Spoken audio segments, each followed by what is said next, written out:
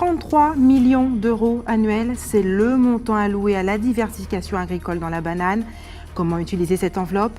Les producteurs locaux se sont entretenus avec le directeur de l'Office du service développement de l'économie agricole ultramarine. Reportage dans un... Et au chapitre économie, les producteurs locaux avaient rendez-vous aujourd'hui avec le directeur de l'Office du service développement de l'économie agricole ultramarine.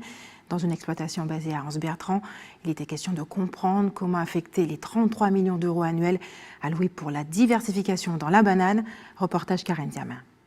Venu évaluer les problématiques de la production locale en Guadeloupe, le directeur de l'Odéadom a consacré sa journée à la filière banane. Une occasion pour les producteurs d'exposer leurs difficultés.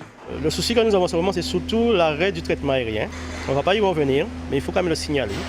Depuis cet arrêt et l'arrivée de la cercosporiose noire, les soucis commencent aujourd'hui. Nous cherchons à connaître la maladie, nous cherchons à maîtriser la maladie, mais nous sommes le laboratoire finalement, parce que finalement nous n'avons pas de repères par rapport aux autres pays que eux, ils sont vraiment infestés par cette maladie, mais eux, ils ont les moyens en termes de moyens aériens, et ils ont aussi les moyens en termes de molécules. Nous n'avons ni les molécules qu'il faut, ni les moyens aériens qu'il faut. Alors, c'est ça notre souci aujourd'hui. Et notre point noir, c'est ça, mais nous avons quand même de l'avenir et nous pensons trouver quelque chose, la méthode, les molécules et surtout les moyens de combattre cette maladie.